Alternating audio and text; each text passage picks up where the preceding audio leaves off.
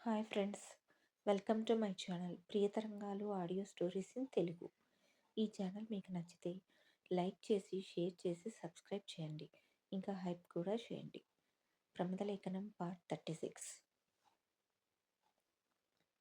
నిజమే, నువ్వు చెప్పినట్లుగా అన్నయ్య మనకు చెప్పుకోలేని స్థితిలోనే ఉన్నాడేమో. లేకపోతే తప్పకుండా కాంటాక్ట్ చేస్తాడు అంటాడు కరణ్. హా అంటాడు ఆలోచిస్తూ ఇంద్ర. అప్పుడే హాస్పిటల్ ఆవరణలోనికి వాళ్ళ కారు వచ్చి ఆపుతుంది. ఇద్దరు ఆలోచన నుండి తేరుకొని అటువైపు చూస్తారు. దివిజ, హిమ, సాహి ముగ్గురు హాస్పిటల్ లోపలికి వెళ్ళబోతుంటే సాహి అంటూ పిలుస్తాడు కరణ్. వెనకనున్న వాళ్ళని చూసి కరణ్ వాళ్ళ దగ్గరికి వెళ్తారు. ఎందుకు సాహి మధ్యం డల్గా ఉంటున్నావు అంటూ అడుగుతాడు కరణ్. కారణం తెలిసిన దివిజ మౌనంగా ఇంద్ర వైపు చూస్తుంది. ఇంద్ర విని కూడా విన్నట్లుగా తన ధ్యాసలో తను ఉంటాడు. ఏమైంది బాబా నీకు? ఎందుకు దాన్ని దూరం చేసుకుంటున్నావు? దానిలాంటి బంగారం ఎక్కడైనా దొరుకుతుందా నీకు అనుకుంటూ మౌనంగా ఇంద్ర వైపు చూస్తుంది దివి. ఫంక్షన్ రోజు ఇంద్ర అన్న మాటలకు తీవ్రంగా గాయపడుతుంది సాహి మనసు. అందుకే తల ఎత్తి ఇంద్ర వైపు కూడా చూడదు. ఏమీ లేదన్నయ్య, నేను ఇదివరకులానే ఉన్నాను. నీకే డల్గా ఉన్నట్లా కనిపిస్తున్నానేమో. సరే అయితే అంటాడు కరణ్ తన చెల్లిని సూటిగా చూస్తూ. తన నాన్న కళ్ళల్లోకి చూస్తే అబద్ధం చెప్పలేను అని తల కూడా ఎత్తదు సాహి. ఏదో అయింది, అందుకే సాహి డల్గా ఉంటుంది. అది ఏమిటో కనుక్కోవాలి అనుకుంటాడు కరణ్ ఆలోచిస్తూ. హిమ ఒకసారి కరణ్ వైపు చూసి మరలా చూపు తిప్పుకుంటుంది. సరే లోపలికి వెళ్ళండి అన్న కరణ్ మాటకి అందరూ వెనక్కి తిరిగి వెళ్ళిపోతారు. అప్పటిదాకా మొబైల్లో చూసుకునే ఇంద్ర అప్పుడు తల ఎత్తి వెళ్తున్న సాహిని చూస్తాడు. పాపం అనవసరంగా హర్ట్ చేశాను, కొద్దిగా నిదానంగా చెప్పినా బాగుండేది అనుకుంటాడు. లోపలికి వచ్చిన ఆడపిల్లని చూసి ఏంట్రా అయిపోయిందా కాలేజ్ అంటూ అడుగుతాడు రవీంద్ర. హా అంటూ చెప్పి ఎలా ఉంది ఇప్పుడు మీకు అంటూ అడుగుతారు ముగ్గురు. నాకేమి, ఇంతమంది ఉండగా నేను చాలా బాగున్నాను అంటాడు రవీంద్ర. హేమంత్, ఈశ్వర్ ఒకరినొకరు చూసుకొని చిన్నగా నవ్వుకుంటారు. హైదరాబాద్. ఇంతకుముందు ప్రమాదం ఉన్న బస్తీ దగ్గరకు ఒక వ్యాన్ వచ్చి ఆగుతుంది.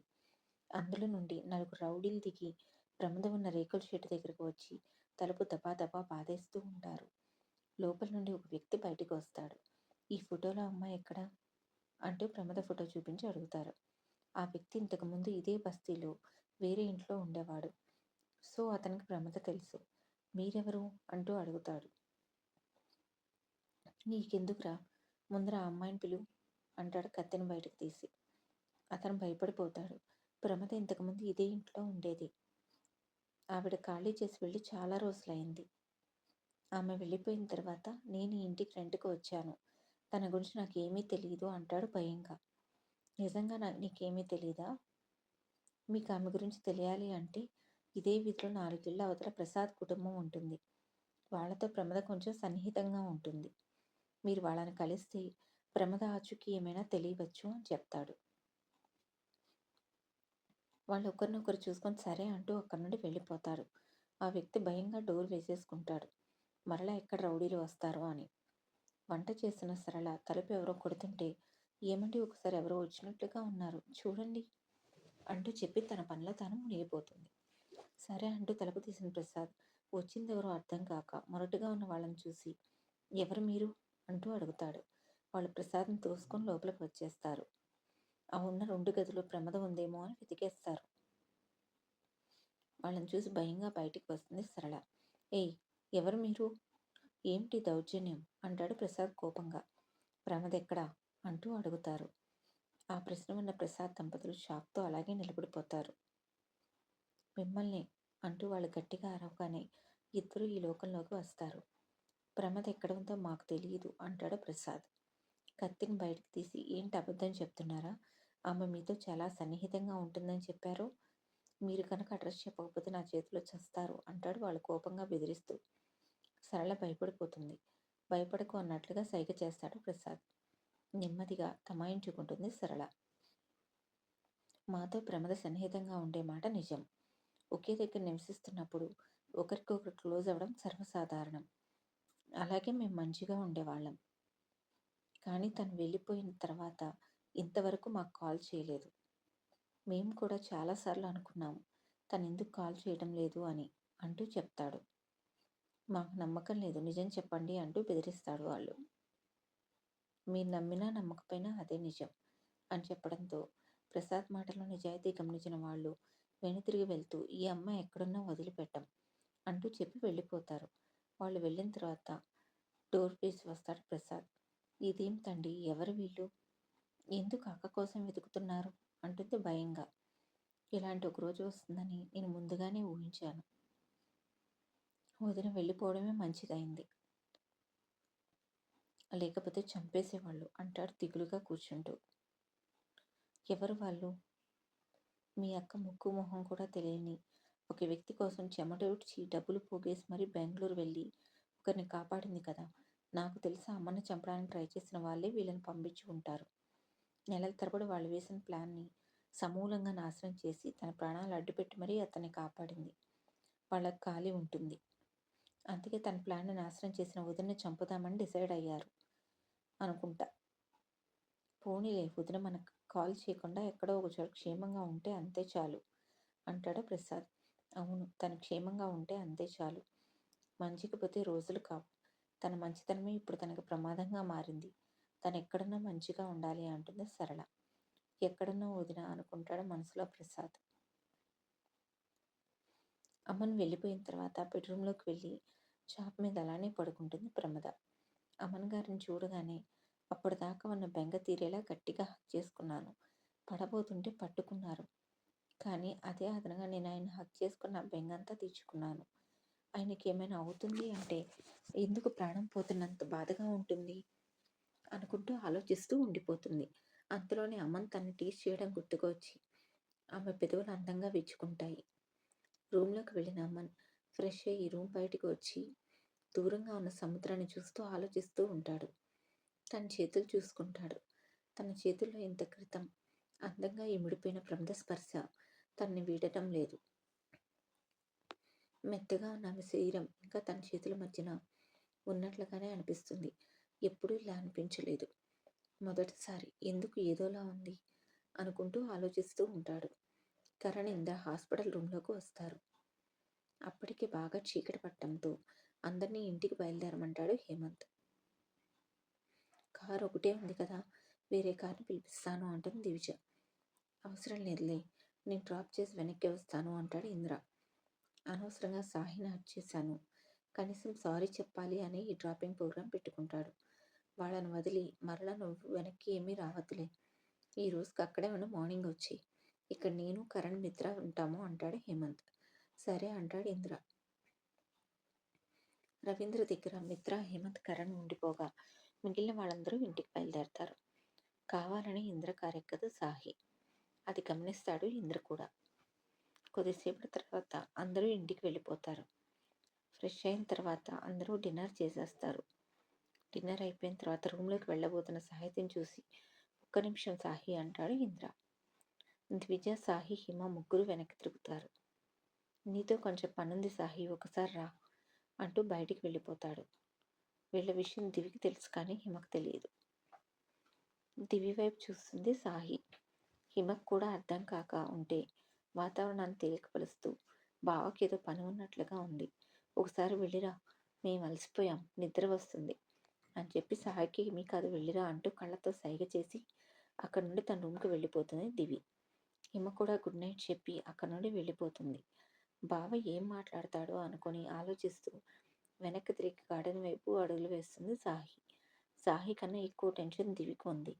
మరలా ఎక్కడ ఇంద్ర తన్ని బాధ పెడతాడో అని టెన్షన్.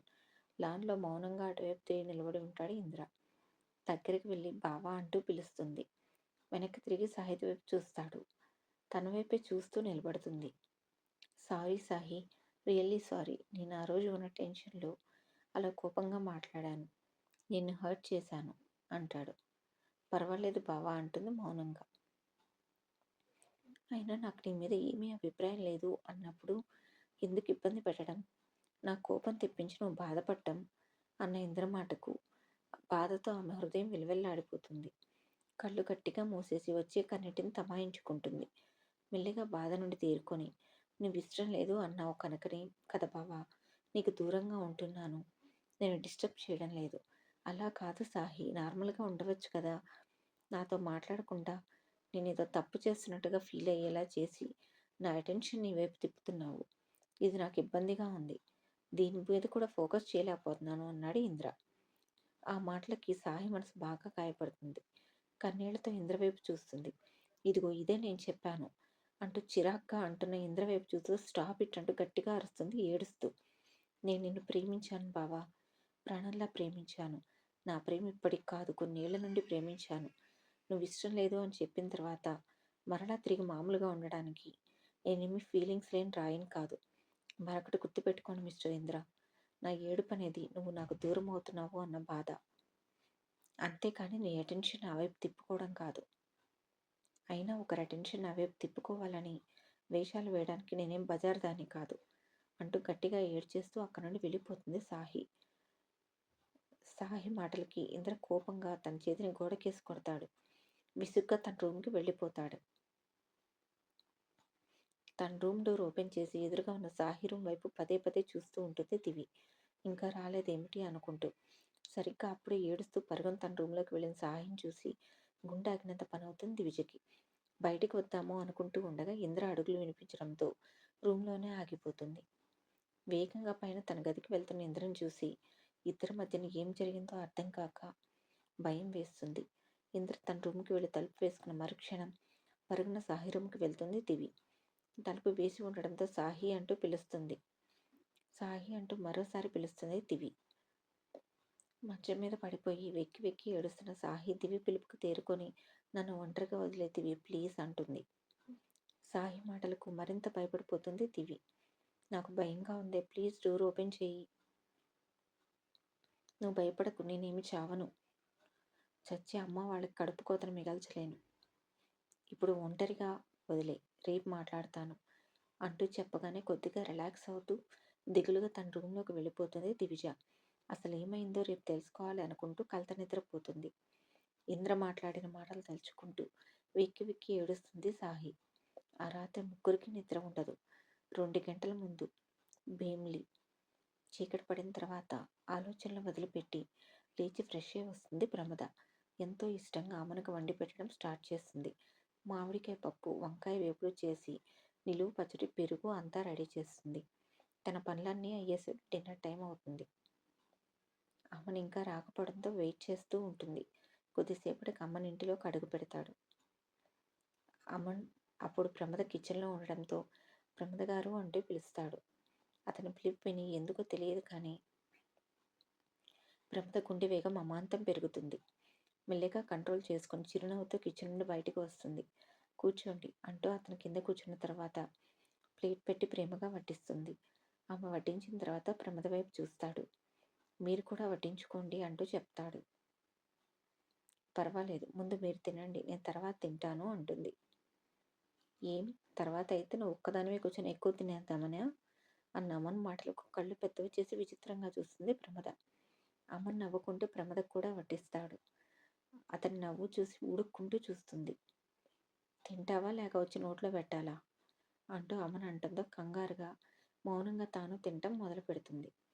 తన కంగారు చూసి నవ్వుకుంటూ అమ్మన్ తినేస్తాడు. తిన్న తర్వాత ప్రమద వద్దు అంటున్నా అన్నీ సర్దడంలో హెల్ప్ చేస్తాడు. తర్వాత గుడ్ నైట్ చెప్పి వెళ్ళిపోతాడు. అతను వెళ్ళిపోయిన తర్వాత తలుపులు వేయబోతుంటే దూరంగా సముద్ర ఘోష తనను రమ్మని పిలుస్తున్నట్లుగా అనిపిస్తుంది. వెంటనే లోపలికి పడాల్సిన అడుగులు బయటికి పడతాయి. తలుపు దగ్గరగా వేసి రోడ్డు మీద ఇంటి బయట ఉన్న పెద్ద చెట్టు కింద కూర్చుంటుంది. దూరంగా ఉన్న సముద్ర ఘోష వింటూ అమ్మన్ జీవితం ఎటు వెళ్తుందా అని ఆలోచిస్తూ ఉంటుంది. 2 సార్లు తన ధరనే ఉండడంతో అసలు తన మధ్యన ఏ బంధం ఉందో కదా అనిపిస్తుంది ఆమెకి. కాళ్ళు ముడుచుకొని మోకాళ్ళ మీద తల పెట్టి తన కాలి మువ్వులు మోగిస్తూ ఆలోచిస్తూ ఉంటుంది. ఏం ఆలోచిస్తున్నావు అంటూ వచ్చి ఆమె పక్కన కూర్చుంటాడు అమన్. ఉలిక్కి పడుతుంది ప్రమద. ఎందుకంత కంగారు అంటూ నవ్వుతూ అడుగుతాడు. సర్దుకొని ఏం లేదు రామగారు అంటుంది చిరునవ్వుతూ. నాకు నిద్ర రావడం లేదు, అందుకే నువ్వు ఇటువైపు రావడం చూసి నేను కూడా వచ్చాను. నా గురించి చెప్పడానికి ఏమీ లేదు, ఎందుకంటే నాకు ఏమీ గుర్తులేదు కనుక. ఇకపోతే నీ గురించి చెప్పు, ఒక్కదానివే ఉంటున్నావు, నీకెవరూ లేరా? ఈ స్టోరీ మీకు నచ్చితే తప్పకుండా సబ్స్క్రైబ్ చేయండి.